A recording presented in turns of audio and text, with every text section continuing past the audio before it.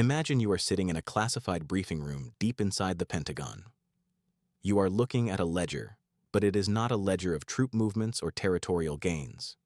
It is a ledger of American air power, a list of the most sophisticated, most expensive, most highly classified aviation assets ever produced in the history of human engineering. And that ledger is currently bleeding to death. In the span of just a few weeks of this conflict, the United States has lost over $3 billion in aviation assets, and the defensive interceptors fired desperately to protect them. I am not talking about cheap drones or surplus equipment. I am talking about the crown jewels of American military supremacy. I am talking about an F-22 Raptor, an E-3 Sentry AWACS, multiple F-15E Strike Eagles, an F-35A stealth fighter, a fleet of KC-135 Stratotankers, and dozens of MQ-9 Reapers.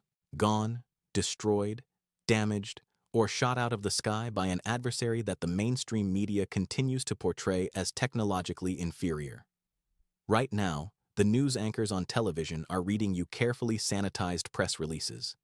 They will mention a mechanical failure here or a tactical repositioning there, but they will not do the math for you. They will not put all of these losses onto a single screen and show you that the foundational assumption of American military power, the absolute guarantee of air superiority, is collapsing in real time across the Middle East. I want you to stay with me for the duration of this video, because what I am about to walk you through is the exact unvarnished financial and human cost of an air war that is mathematically destroying the American defense budget. By the time we are done, you will understand exactly how a country under the most restrictive economic sanctions on Earth is systematically swatting multi-million-dollar American aircraft out of the sky using weapons that cost fractions of pennies on the dollar. If you want to keep accessing this kind of unfiltered intelligence, meaning if you want me to continue bringing you these videos without the mainstream media spin, the greatest support you can give me is this. After subscribing, hit the join button that appears right there and consider helping out with even a small amount. I will keep delivering the truth to you. Thank you in advance.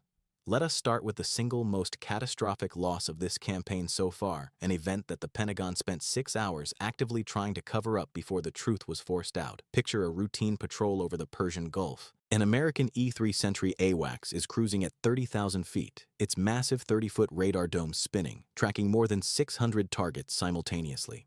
This aircraft is not a fighter. It is the absolute brain of American air operations. It identifies friend from foe, it assigns intercept vectors to fighter pilots, and it coordinates entire air campaigns across the theater. Without the AWACS, American fighters are flying half-blind. Inside that aircraft, 17 Americans are doing their jobs, believing they are safe because they are operating 160 miles from the Iranian coast, well outside the published range of any known Iranian air defense system. And then, deep inside an Iranian radar facility, a targeting solution locks, and a Bavar 373 surface-to-air missile is launched. The crew of that AWACS had exactly 30 seconds of warning before impact. 30 seconds to realize that everything they had been told about safe operating distances had just been proven violently wrong. The missile, which cost Iran approximately $15 million, shattered an aircraft that cost at least $270 million and potentially closer to $500 million when you account for the classified electronic systems on board. The aircraft broke apart at altitude, scattering debris across 40 square miles of ocean, and 17 American service members never came home. The Pentagon initially released a statement calling it a catastrophic mechanical failure. That lie lasted exactly 6 hours, right up until Iranian state media broadcast footage of the wreckage showing unmistakable missile fragmentation damage. Only then did the Defense Department admit to hostile action. The strategic fallout from that single shootdown is immeasurable. The United States only operates 31 of these aircraft globally. You cannot simply order a new one. The production line closed decades ago, and the next generation replacement won't be fully operational until 2027 at the earliest. Because of this loss, the remaining AWACS assets have been pulled back to patrol routes 250 to 300 miles off the coast, a distance where their radar coverage is severely degraded. As a result, American fighter pilots and naval commanders are now detecting threats later with fewer intercept opportunities, meaning more Iranian missiles and drones are getting through. America lost its eyes, and in the Persian Gulf right now, squinting gets people killed. But the AWACS was just the beginning. The most secretive, carefully guarded assumption in American defense strategy was the absolute invincibility of the F-22 Raptor. And 3 nights ago, over Kerman Province, that assumption was erased. The F-22 Raptor is an aircraft designed to be practically invisible to enemy radar, returning a signature roughly the size of a marble to high-frequency X-band radars. The United States built exactly 187 of them at an effective cost of $350 million per jet. The factory tooling was dismantled in 2011. If the U.S. Air Force wanted to build another one, it would take 8 to 12 years to recreate the supply chain. Every single F-22 is permanently irreplaceable. Iran claims to have tracked and destroyed an F-22 using the same Bavar 373 system, specifically employing long-wavelength VHF radar. Here is the physics problem that the Pentagon does not want to discuss. Stealth geometry works beautifully against high-frequency radar, but long-wavelength VHF radar interacts with the aircraft's structure in a fundamentally different way, allowing defenders to detect the jet and cue their targeting systems. Iran fired a Sayyad 4B missile, which costs roughly $2 million per unit. $2 million to destroy a $350 million stealth fighter. That is a cost-exchange ratio of 175 to 1 in Iran's favor. Even if Iran has to fire 15 of those missiles to score a single kill, they spend $30 million to destroy $350 million in American assets. The United States simply cannot sustain that financial hemorrhage. The Pentagon issued a 3-sentence statement implying a critical malfunction, but the operational reality tells the true story. F-22 penetration missions into Iranian airspace have been completely suspended. You do not suspend penetration missions for an entire fleet over a mechanical issue. You suspend them because American commanders have concluded that Iranian air defenses can now see and kill their most advanced stealth fighters. Now, let us move down the ledger, because the destruction extends far beyond the high-altitude stealth platforms. The skies over the Gulf have become so degraded, so stripped of early warning radar, that the American coalition is shooting itself in the dark. On March 2nd, Kuwaiti air defenses engaged and shot down 3 American F-15E Strike Eagles in a catastrophic friendly fire incident. 6 American crew members miraculously survived. Why did the Kuwaitis fire on American jets? Because the early warning radar arrays at Ali al-Salam Air Base and Camp Arifjan had already been completely destroyed by Iranian strikes. Without those radar systems, the base was operationally blind, rendering coalition air defenses entirely unable to distinguish friendly American F-15s from incoming Iranian cruise missiles. The situational awareness on the ground had degraded into controlled chaos. The losses are compounding every single day across multiple countries. At least a dozen American MQ-9 Reaper drones, aircraft that cost tens of millions of dollars each, have been lost in this campaign. A KC-135 Stratotanker crashed in western Iraq, killing all 6 crew members on board. At Prince Sultan Air Base in Saudi Arabia, a base that was supposed to be a secure rear-echelon staging ground, Iranian missile and drone strikes wounded 12 American soldiers and damaged 5 KC-135 refueling tankers sitting right on the tarmac. I need you to understand what damaging those tankers actually achieves. Those KC-135s are the aircraft that provide mid-air refueling to American F-15s, F-35s, and bombers. When Iran damages a refueling tanker, they are physically shortening the reach of American air power. And then there is the F-35, the Joint Strike Fighter, the $1.7 trillion program that was sold to the world as the ultimate, untouchable guarantor of Western air supremacy. On a recent afternoon, a United States Air Force F-35A conducting a strike mission over Iranian territory was struck by hostile fire and forced to execute a desperate emergency landing at an undisclosed base in the Middle East. The IRGC released video claiming credit, attributing the hit to their air defense establishment. This marks the first time in the operational history of the F-35 that the aircraft has sustained confirmed damage from hostile fire in combat. How did Iran hit a stealth fighter?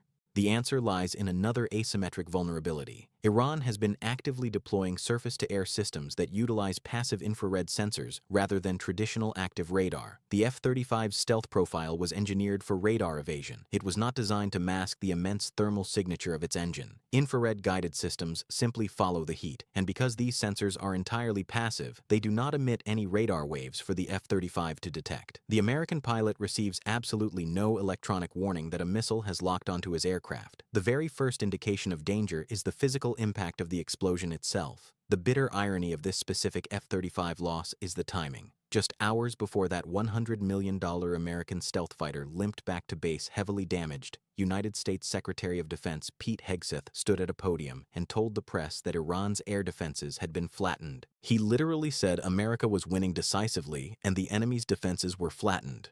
The gap between what American officials are claiming on television and what is actually happening in the sky is now wide enough to fly a burning F-35 through. But to fully grasp the magnitude of the $3 billion in aviation losses, you cannot just count the aircraft. You have to count the interceptor missiles that the United States is desperately firing to protect whatever aircraft and bases they have left. This is where the financial warfare strategy engineered by Thrawn becomes genuinely terrifying. Iran is not just trying to punch through the American air defense shield, it is actively trying to bankrupt it. Let us look at the raw financial arithmetic. The United States military relies on the Patriot PAC-3 system and the THAAD system to defend its critical bases like Al Udeid in Qatar and Al Dhafra in the UAE. A single Patriot PAC-3 interceptor costs approximately $4 million. An SM-6 interceptor costs nearly $4.8 million. A single THAAD interceptor runs an astonishing $12.7 million per shot. In Wave 49 of this conflict, Iran deployed the Pave cruise missile.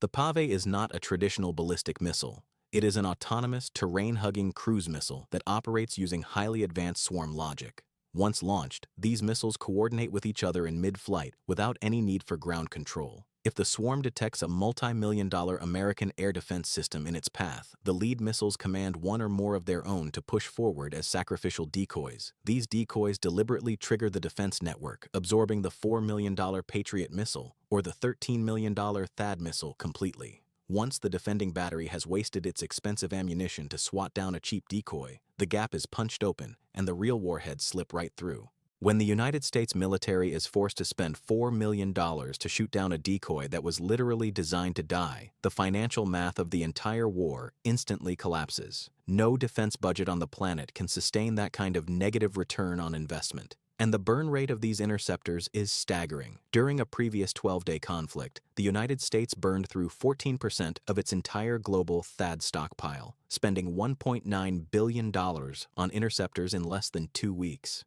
In this current war, over the span of a single 24-hour period where Iran launched 8 continuous waves of ballistic missiles, the defending coalition fired between 700 and 1,000 interceptors. The cost of that defensive response in just 24 hours was estimated between $800 million and $1.5 billion. The Iranian missiles they were shooting at cost roughly $200,000 to $500,000 each. Israel and the United States are spending 15 to 30 times more defending than Iran spends attacking. When Iran fires a $20,000 to $50,000 Shahed kamikaze drone and the United States shoots it down with a $4 million Patriot, the cost asymmetry is bleeding the West dry. This is deliberate economic attrition. Iran does not need to win every military engagement. It simply needs to keep firing cheap weapons until the United States literally cannot afford to shoot back. To make matters worse, the logistical supply chain required to replenish these interceptors has been completely severed. You have to factor in the catastrophic loss in the Red Sea. The USNS Robert E. Peary, a massive military supply ship, was sunk by 5 Iranian-supplied anti-ship missiles. Inside the cargo hold of that single ship were 30,000 interceptors, Standard Missile 2s, 3s, 6s, and evolved Sea Sparrow missiles, valued at $58 billion.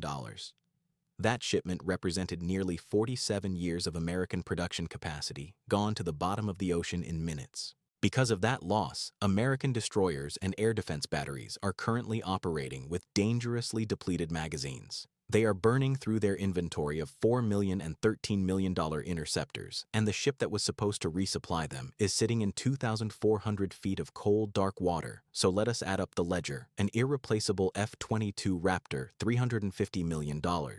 An E-3 AWACS, packed with classified electronics, over $270 million.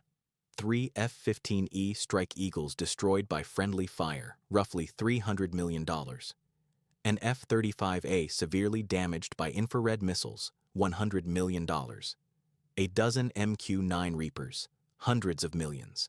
A crashed KC-135 and 5 more damaged on the tarmac, hundreds of millions more. And billions of dollars in Patriot, THAAD, and SM-6 interceptors fired into the sky to swat down decoys and cheap drones. We are looking at well over $3 billion in direct aviation and interception losses for the United States alone. That figure doesn't even touch the staggering 13 American service members who have been killed, or the 200 who have been wounded across 7 different countries. It doesn't include the Israeli losses of multiple F-35s to VHF radar and hardened shelter strikes. It doesn't factor in the $58 billion in interceptors lost at sea. The total financial destruction is biblical, but the strategic destruction is permanent.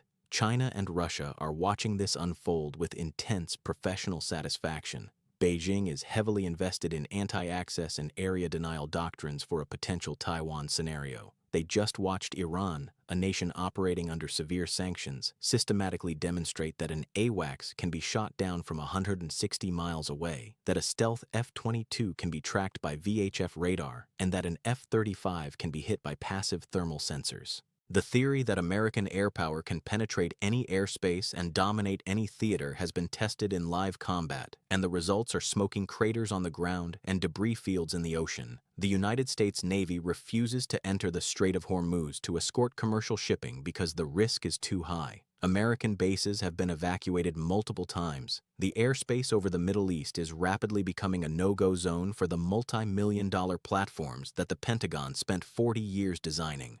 The mainstream news will continue to show you brief, out-of-context clips of interceptors lighting up the night sky, calling them successful engagements. They will quote Defense Secretary Hegseth saying the enemy has been flattened. But the ledger does not lie. The math does not negotiate. $3 billion has been vaporized, the magazines are running empty, and the adversary is actively scaling up their production.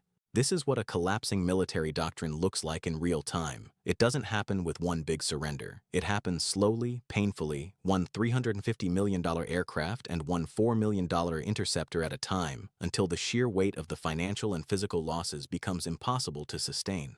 Has the United States military passed the point of no return in this theater? Can the Pentagon adapt to a war where the enemy uses swarm logic and infrared sensors to render our most expensive stealth technologies obsolete? Drop your thoughts in the comments below. I read every single one of them. Make sure you are subscribed, hit the notification bell so you don't miss the next deep dive. And if you want to support independent analysis that refuses to parrot the official lies, click that join button. Stay awake, stay sharp, and I will see you in the next one.